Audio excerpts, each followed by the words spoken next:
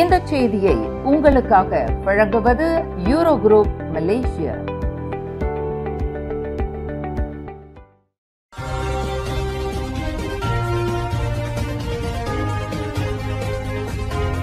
வணக்கம். திசைகளின் 5 மணி செய்திகள். விஸ்மா டமான்சாரா மறு மேம்பாட்டு திட்டத்தை எதிர்த்து முக்கிய புள்ளிகள் போராட்டம். கோலாலம்பூரில் உள்ள விஸ்மா டமான்சாரா மறு மேம்பாட்டு திட்டத்தை எதிர்த்து இன்று சனிக்கிழமை காலையில் புக்கெட் டமான்சாராவில் வசிக்கும் முக்கிய புள்ளிகள் உட்பட 100க்கும் மேற்பட்ட குடியிருப்பாளர்கள் போராட்டத்தில் இறங்கினர். அந்த திட்டம் கைவிடப்பட வேண்டும் என்று அவர்கள் கோரிக்கை விடுத்தனர். முன்னாள் இளைஞர் விளையாட்டுத்துறை அமைச்சர் கைரி ஜமாலுடீன், ஏர் ஏசியா கேபிட்டல் தலைமை செயல்முறை அதிகாரி தான்ஸ்ரீ டானி பெர்னாண்டஸ், முன்னாள் பிரதமர் டத்தோஸ்ரீ நஜீப் துன் ரசாக்கின் சகோதரரும் ஆசியான் வணிக ஆலோசனை குழுமத்தின் தலைவருமான தான்ஸ்ரீ நசீர் ரசாக், பிரபல பாடகி டத்தோ ஷீலா மஜித் ஆகியோர் போராட்டத்தில் குதித்தவர்களில் அடங்குவர்.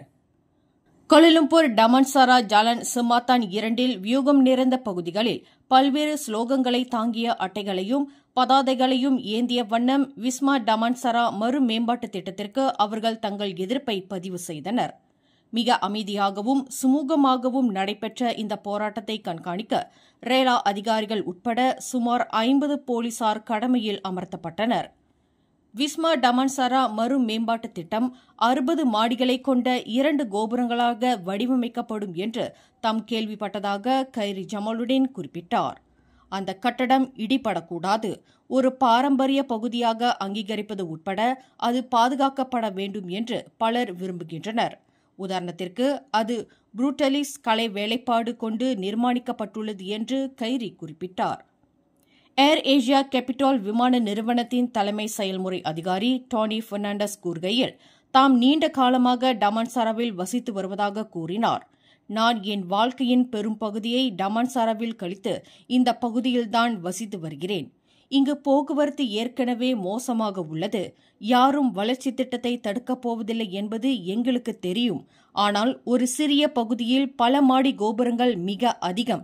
இப்பகுதி ஓர் அமைதியான சூழலில் சிறு பகுதியாக இருக்கவே விரும்புகிறேன் என்கிறார் டானி பெர்னாண்டஸ்.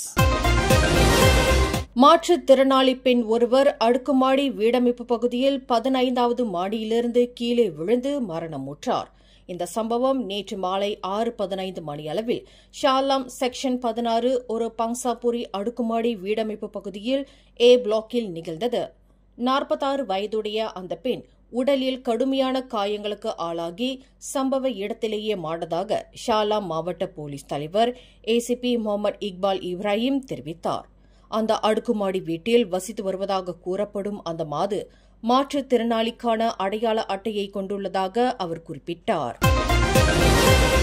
கார் ஒன்று மோட்டார் சைக்கிளுடன் மோதி சாலையை விட்டு விலகி தடம் புரண்டு தீப்பற்றிக் கொண்டதில் 2 ஆடவர்கள் கருகி மாண்டனர்.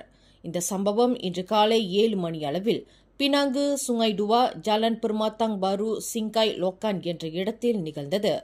ஒருவர் காருக்குள் கருகி மாண்ட நிலையில் மற்றொருவர் காருக்கு வெளியே உயிரிழந்து கிடந்ததாக பினாங்கு தீயணைப்பு மீட்புப் படையின் இயக்குநர் முகமது ஷோக்கி அம்சா தெரிவித்தார். உடல் ரீதியாக நடத்தப்பட்ட சோதனையில் அவர்கள் இருவரும் ஆண்கள் என்று உறுதி செய்யப்பட்டது. அவ்விருவரும் பயணித்த புரோத்தோன் BLM கார் 80 விழுக்காடு அழிந்தது. சவ பரிசோதனைக்காக இருவரின் உடல்களும் கிப்பலாபாத்தாஸ் மருத்துவமனைக்கு கொண்டு செல்லப்பட்டதாக அவர் குறிப்பிட்டார். ரக்பி போட்டி விளையாட்டில் நேற்று வெள்ளிக்கிழமை மாணவர் ஒருவர் மரணம் அடைந்ததைத் தொடர்ந்து 2025ஆம் ஆண்டுக்கான தேசிய அளவிலான தங்கும் வசதியை கொண்ட பள்ளிகளுக்கு இடையிலான ரக்பி 7வது சாம்பியன்ஷிப் போட்டி விளையாட்டை கல்வி அமைச்சு ரத்து செய்துள்ளது. வரும் ஞாயிற்றுக்கிழமை வரை நடைபெறவிருந்த ரக்பி சாம்பியன்ஷிப் விளையாட்டுப் போட்டி புதிய தேதிக்கு மாற்றியமைக்கப்படும் என்று கல்வி அமைச்சு இன்று சனிக்கிழமை வெளியிட்டுள்ள ஒரு அறிக்கையில் தெரிவித்துள்ளது. நேற்று ஈப்போவில் நடைபெற்ற ரக்பி போட்டியின் போது 16 வயது மாணவன் மயங்கி விழுந்து மரணமுற்றான். மாணவனுக்கு மரியாதை செலுத்தும் வகையில் போட்டி விளையாட்டு ரத்து செய்யப்படுவதுடன் மாணவனின் குடும்பத்தினருக்கும் ஆழ்ந்த இரங்கலை தெரிவித்துக் கொள்வதாக கல்வி அமைச்சு தனது அறிக்கையில் குறிப்பிட்டுள்ளது. பினாங்கு குயின் ஸ்ட்ரீட் அருள்மிகு ஸ்ரீ மகா மாரியம்மன் கோவிலில் புதியதாக பிரதிஷ்டை செய்யப்பட்ட மிக உயரமான புதிய தேர் வெள்ளோட்டம் கண்டது. நவராத்திரி விழாவின் நிறைவை குறிக்கும் விஜயதசமி அன்று கோவிலிலிருந்து கம்பீரமாக எழுந்தருளி லிட்டில் இந்தியா முழுவதும் ஊர்வலமாக வலம் வந்து பக்தர்களுக்கு அருள்காட்சி தந்தது. வரலாற்று சிறப்புமிக்க தருணமாக அமைந்த பிரம்மாண்டமான புதிய தேர் ஊர்வலம் விஜயதசமி அன்று பினாங்கு இந்து அறப்பணி வாரியத்தினால் அதிகாரப்பூர்வமாக தொடங்கப்பட்டு பவனி வந்தது பக்தர்கள் மத்தியில் பெரும் கவன ஈர்ப்பாக மாறியது. சிறந்த நிபுணத்துவம் பெற்ற இந்தியாவின் காரைக்குடியில் தேர் கை வினைஞர்களால் இந்த புதிய தேர் பாரம்பரிய பாணியில் எண்கோண அடித்தளத்துடன் நிர்மாணிக்கப்பட்டுள்ளது. 23 அடி உயரமும் 9 அடி அகலமும் 6 டன்னுக்கும் அதிகமான எடையுடன் கொண்ட இந்த தேர் முக்கியமாக தேக்கு மரம் மற்றும் நீடித்த கடின மரங்களால் வடிவமைக்கப்பட்டுள்ளது. வலிமையை தாங்க வல்ல ஊர்வல இயக்கத்திற்கு ஏற்கத்தக்க 4 கடின ரப்பர் டயர்கள் மிக பாதுகாப்பாக பொருத்தப்பட்டுள்ளன. சுமார் 2 லட்சம் ரிங்கெட்டிற்கும் கூடுதலாக செலவிடப்பட்டு நிர்மாணிக்கப்பட்டுள்ள இந்த தேர் பெயர் குறிப்பிட விரும்பாத ஒரு பக்தரின் தாராள மனப்பான்மை மூலம் முழுமையாக நன்கொடையாக நிதியளிக்கப்பட்டதாகும். இது பினாங்கின் கலாச்சார மற்றும் ஆன்மீக பாரம்பரிய தொன்மையை பாதுகாப்பதில் சமூகத்தின் பக்திக்கும் திடமான அர்ப்பணிப்புக்கு சான்றாகும். இவ்வேளையில் குயின் ஸ்ட்ரீட் அருள்மிகு ஸ்ரீ மகா மாரியம்மன் கோவில் நிர்வாக தலைவர் அரசு அவர்களின் தலைமைத்துவத்திற்கும் கோவிலுக்கு அயராது உழைத்து வரும் இளைஞர்களுக்கும் பினாங்கு இந்து அறப்பணி வாரியம் தனது நன்றியை தெரிவித்துக் கொள்வதாக ஒரு அறிக்கையில் தெரிவித்துள்ளது. மேலும் கோவிலின் வளர்ச்சிக்கும் மேம்பாட்டிற்கும் தொடர்ந்து ஆதரவளித்து வரும் துணை நிதியமைச்சரும் தஞ்சோங் எம்பியுமான லிம் ஹுயிங்கிற்கும் பினாங்கு இந்து அறப்பணி வாரியம் தனது நன்றியை பதிவு செய்துள்ளது. பக்தி பரவசமிக்க புதிய தேர் வெள்ளோட்டத்தில் துணை நிதியமைச்சர் Lim Hui Ying, YB Lim, Penang இந்து அறப்பணி வாரிய தலைவர் RSN ராயர் மற்றும் அறப்பணி வாரியத்தின் துணைத் தலைவர் செனட்டர் டாக்டர் லிங்கேஸ்வரன், அருணாச்சலம் ஆகியோர் கலந்து கொண்டனர்.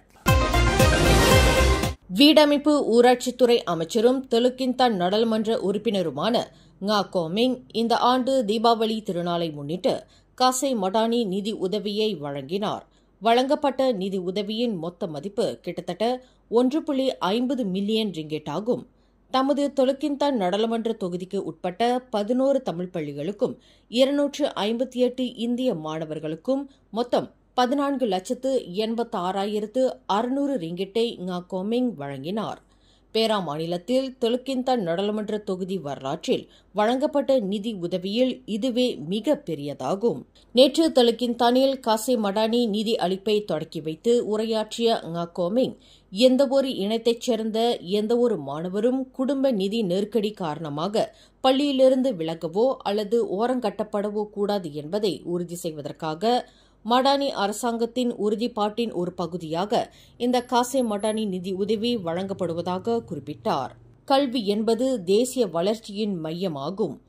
தமிழ் பள்ளிகள் உட்பட அனைத்து பள்ளிகளும் அவர்களுக்கு தேவையான உதவிகள் பெறுவதை உறுதி செய்வதில் மடானி அரசு எப்போதும் உறுதிபூண்டிருப்பதுடன் அந்த இலக்கை நோக்கி விடாமுயற்சியுடன் செயல்பட்டு வருகிறது என்று ngா கோமிங் தெரிவித்தார். இந்த நிதி உதவியின் மூலம் நமது குழந்தைகள், குறிப்பாக B40 குடும்பங்கள் இந்த மாத இறுதியில் கொண்டாடப்படும் தீபாவளி கொண்டாட்டத்திற்கு முன்னதாக சிறந்து விளங்கவும், தங்கள் குடும்பங்களின் சுமையை குறைக்கவும் அதிக உற்சாகத்துடன் இருப்பார்கள் என்று தாம் நம்புவதாக ngா கோமிங் தெரிவித்தார்.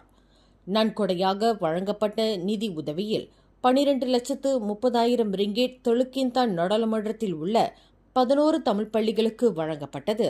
இதில் டத்தோ சிதம்பரம் பிள்ளை தமிழ் பள்ளி, லடாங் உலுபர்னாம் 2 தமிழ் பள்ளி, லடாங் நோவா ஸ்கோஷியா 1 மற்றும் 2 தமிழ் பள்ளிகள், நடேசப்பிள்ளை தமிழ் பள்ளி மற்றும் திருவள்ளுவர் தமிழ் பள்ளி ஆகியவை அடங்கும்.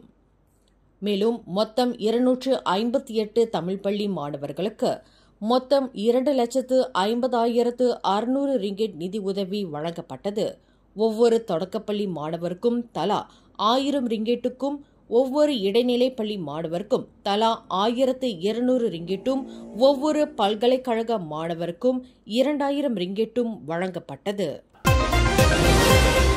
தற்போது 40 வயதை எட்டிப்பிடித்துள்ள சுபாங்கில் உள்ள அரச மலேசியா ஆகாயப்படை தளம் ஒரு நீண்டகால அடிப்படையில் வியூகம் நிறைந்த பகுதியாக செயல்படுவதற்கு அந்த ஆகாயத்தளம் இன்னமும் அவசியமான ஒன்றாக கருதப்படுகிறது என்று ஆகாயப்படை தளபதி general Dato Sri Mohamad Nor Azlan Aris தெரிவித்தார்.